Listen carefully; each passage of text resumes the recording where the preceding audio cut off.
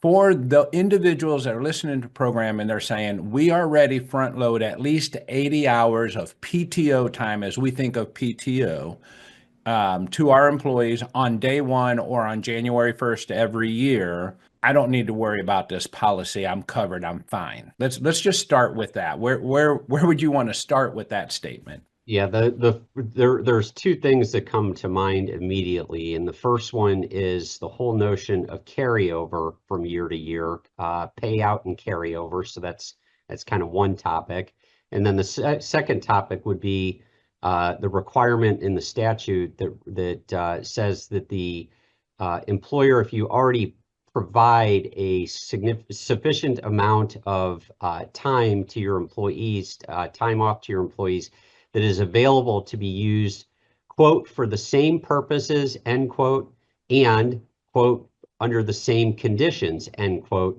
as the paid sick leave law. And so those two concepts really come to mind when you throw that out there. Yeah. So when we say the same purposes and the same conditions, if putting that into an expanded definition, what that means is if you accrue it the same way. So it doesn't matter how much you give them, your accrue methodology, but it pretty much needs to be followed of 1 hour for every 30 hours of work. Whether that's how we offer it or not, because we exceed, an allotment, there is the potential, and you could do the math that says somebody that's an overtime hog or works just an outrageous amount of hours could potentially exceed the 80 hours that you front load.